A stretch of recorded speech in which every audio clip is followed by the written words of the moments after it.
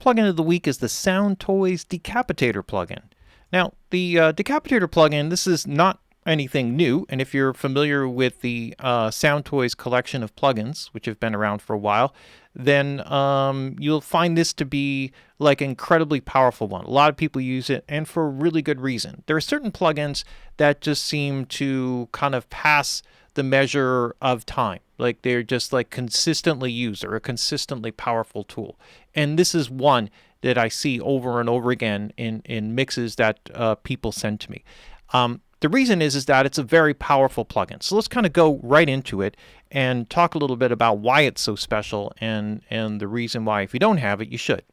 So essentially, the nuts and bolts of this is that it's a distortion engine. So the idea here is that we're doing distortion, and distortion that is driven from analog components. So all of the Soundtoys gear, if you're not familiar, is primarily created from or adaptations of the way analog technology works. So whether it's something that is focused on a very specific hardware piece, and they make some adaptations that bring it into the digital realm and add a couple of twists onto it that make it a little bit cooler.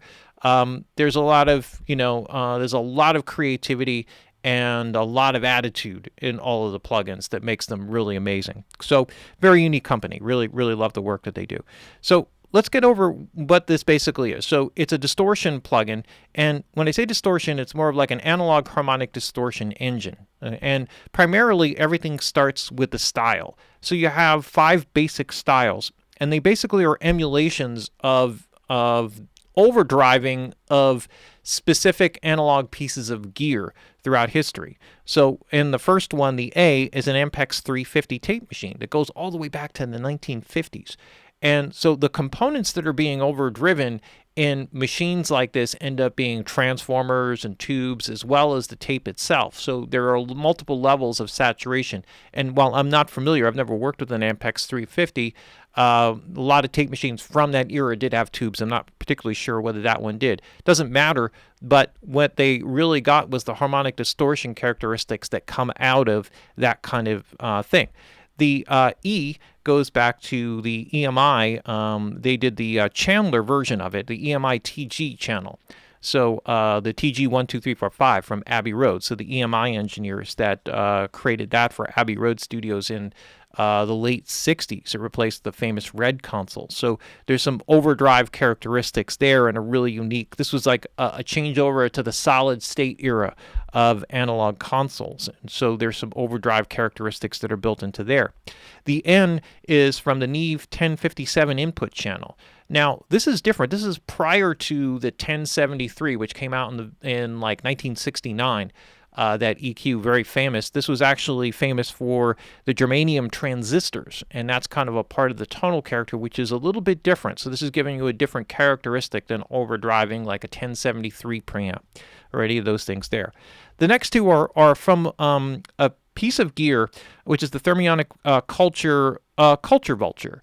And this is a hardware-specific harmonic distortion or distortion engine creation, and it's really an amazing piece of hardware. So what they've done is they've done 2 basic things. They've done a triode setting, which is more even harmonics and warmer sounding, and then they did a pentode setting, which is a very common thing that's used at the output stages of amplifiers, guitar amplifiers, and that's more odd harmonic driven. So it'll be a little bit of an edgier sound. Now, when you select this, you can kind of go through some basic different distortion characteristics and figure out what basic quality of distortion that you're looking for as it sort of fits the song. What you have here to determine the amount of that is the drive control. So when they talk about the drive control, when you feed something in, say, for example, into a mic preamp, and you're feeding a line level signal in, the amount of level that you bring in will determine how much it saturates and the way that it saturates. And those saturation cycles will change, and the tonal character will change at different settings of the preamp and how you bring it in. So these are the types of things that the drive control determines. So when you're pulling it in, it's like, well, how much you saturation and how do the characteristics of the saturation change when you put it in? The punish control is just pure smack the hell out of it. So this is adding 20 dB to the drive control. Now, what's really cool about this, because this does add gain, is that there's an auto makeup on the back up. And what this does is it links the output and the drive control. So as I bring this up, you'll notice that the output level goes down. And this comes up by default. So as you're doing this, it's kind of an important thing, because what you want to do is you want to be able to judge the amount of distortion and now you're bringing it in without overloading the output of whatever it is that you're doing. So you don't necessarily want to bring up the gain. You want to bring up the distortion so that you feel the effect. And then once you have the effect, maybe you need to make an adjustment relative to that. So you take the auto off, make your adjustment accordingly. But this is like keeps you right in a nice ballpark. There's also a very cool thing here, which is a mix control. So if you put it on a track, say like a bass or something like that, and you want to overdrive that bass, then you have a wet-dry control. So you can really focus on the tonal character that you want to add in, and then, dive into the sound, get it, pull the mix down into dry, listen to it for a little bit so you could sort of, get yourself back to the original sound and kind of set on that, and then bring the mix control up and so that you can mix in the amount of drive or distortion that you're looking to put into the track. Now, in addition to all these controls, these basic controls here, you also have a tone control in the middle, and this will shift the tonal character of the distortion towards the darker side or towards the brighter side. Now, you can kind of draw in this sort of an imaginary line, because if you look at the tone control, low cut, and the thump, these are all prior to the saturation circuit, whereas the high cut is post-saturation. So if it gets a little bit too fuzzy, you can do a cut on the distortion at the output, okay, of the distortion. Now, when you set the mix control, these filters, the high cut and low cut filter, they do not affect the dry signal, only the wet signal, and that's important. So imagine, if you will, that the signal comes in, it gets split. You have a dry signal that goes straight to the output, right, of the mix control, or to the dry setting, and then you run through the distortion circuit, through the drive and punish buttons, through the thump, low cut, and tone. You go into the saturation circuit, you come out, you can adjust the high end, and then from there, then you get a mix control. So it then mixes with the dry unaffected signal, and you have the ability to either do a send return configuration, which would be all wet, or you can do it and mix it right on the insert of the individual track and kind of get that kind of view. So you have lots to play with here. The steep function, which is kind of cool, it works basically with the high cut, and the steep control changes when set to off, runs at a 6 dB per octave kind of characteristic, whereas this runs at a 30 dB per octave. And I'm sorry, that's on with the tone control. So with the tone control, what it does is like a tilt. And the tilt, if you go towards the dark side, will slowly raise the signal over the low end while lowering the high end frequencies. And this will kind of make a little more radical, or a lot more radical, that circuitry. So let's run through a little bit of audio here and see what we can destroy with it. So we have a basic signal. Let's see maybe what I'll do here. Let me just kind of zoom out. And right now I have this on a whole mix. So maybe what I can do is I can kind of isolate this down to some basic elements, just like bass and drums, and then we can kind of do a little bit of this.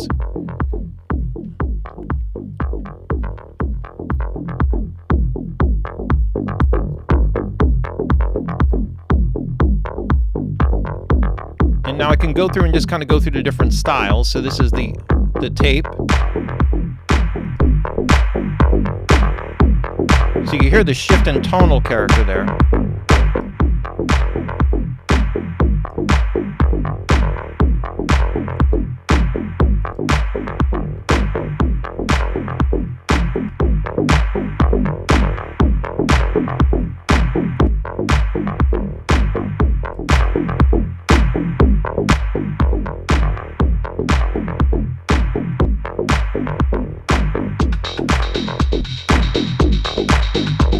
So you could hear that there's like a more aggressive distortion here, warm, kind of an interesting tonal, a little more mid-tonal character here. This is, if there's such a thing as transparent, a little more transparent, but on the warm side. This is definitely even harmonic warm. This is like edgy grit. So with all of these, and this is with a moderate amount of drive, we can kind of push through a sound. So let's just see, and maybe just for example, I just want to play this just dry so you get a little bit of a sense of what it is without anything. And then I'll mix a little bit in.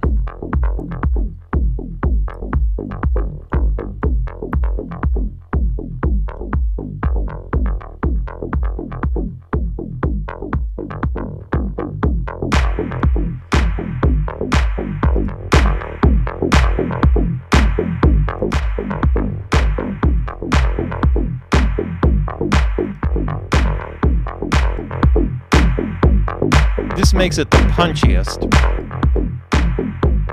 I wanted to do something to help the low-end character.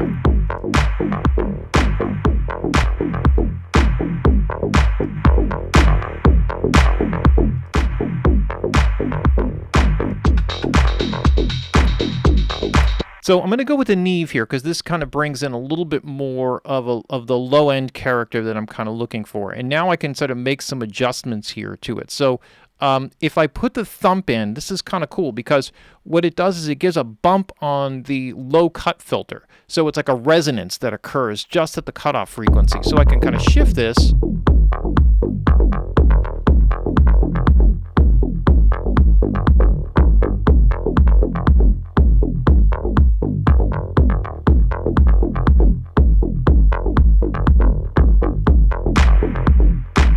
And that allows me to kind of bring in like like that thump or nice thud that I'd like to bring in for this mix to kind of really drive the low end. Now, if I hit the punish control, this is going to get really insane.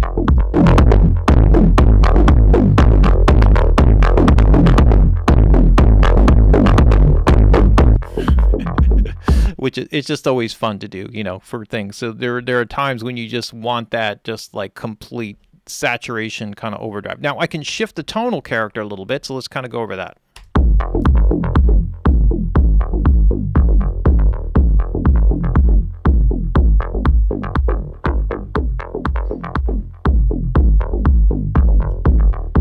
And if I put the steep control in,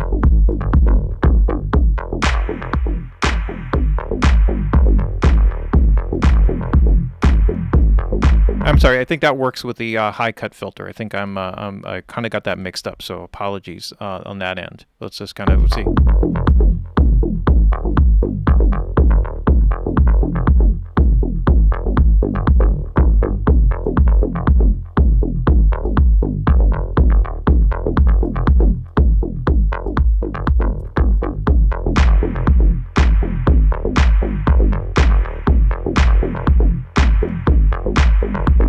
So, and again, this deals with the output, so I can keep that very low end focused.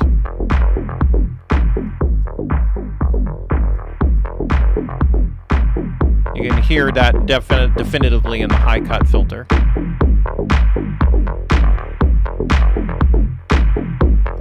So I can really focus the energy that I kind of want to bring this in. I don't want to bring in like a high-endy distortion. I want that to remain kind of clean.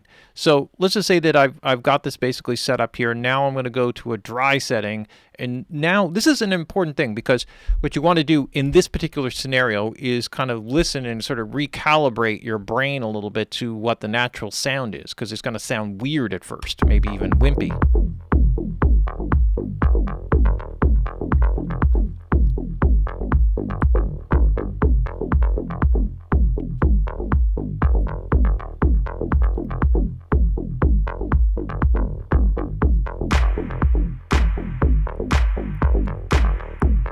And now I'm going to mix in.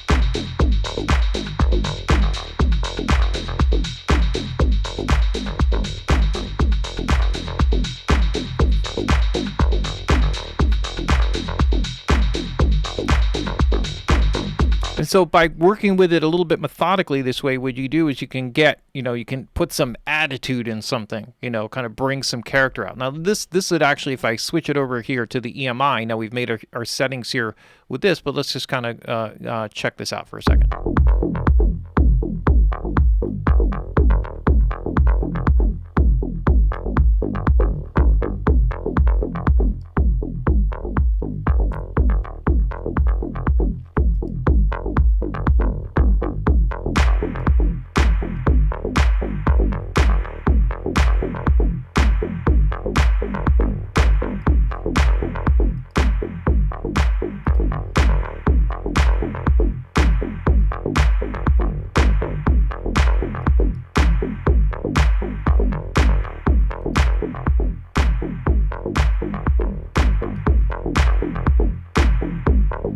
And you can see how you can really bring in a ballsiness and attitude in it. Now this is something that the reason why harmonic distortion and these types of distortion things work is that, and this I find really true, not when used in subtle ways, it actually helps your brain to really understand what it is that's getting, believe it or not. When you run an oversaturated, it creates problems. When you go on a subtle level, the cool part about harmonic distortion and what makes analog components so cool, and the reason why this plugin is so amazing, because you can put subtle amounts or you could put really aggressive amounts, and I'm probably exaggerating it just for effect to kind of show you some of the capabilities here. But the idea there is that, especially with low-end instruments like basses and things like that, that don't particularly image well, just in general. That's just part of the nature of what low frequencies do and the way that we perceive them. So when you drive a little bit of that harmonic distortion energy in there, what it does is it creates a little bit of an edge, a higher frequency element that your brain can actually attach to. But because that movement, right, that noise that's sort of added in there, that distortion that's kind of added in there, is basically modulating, right, around the fundamental frequency of the instrument that you're hearing, your brain is actually able to fill out that low frequency image better, because that subtle movement up in a higher harmonic that your brain can actually image and attach to better allows your brain to interpret that lower frequency and understand it better and give it a placement. And so if hopefully that makes sense. That's kind of the best way that I can describe it. And that's why those types of things work. And that's why we use analog components, and we get into tape emulations, and we get into vintage things, and why manufacturers spend so much time and energy trying to turn those harmonic distortion characteristics into algorithms and putting them onto knobs and buttons or a GUI so that we can actually use them and understand them. So this is from a distortion plugin. This is an amazing one because it encapsulates all of those characteristics and does so in an incredibly musical way. And when you really dig into it, it's not just a punisher. It's not just a simple thing. You just kind of throw it on and oh yeah, it's a one-trick pony. This thing has a lot of depth and breadth to it. And even though it's not a newer plugin, given that I feature a lot of more recent plugins that come out as plugin of the week, but this one is just so well deserving because it's such a well designed and amazing plugin, and just a very powerful one in anybody's collection for using anything. So there you have it. Can't give more of a rave review than that. The Decapitator plugin by Soundtoys. That's the plugin of the week.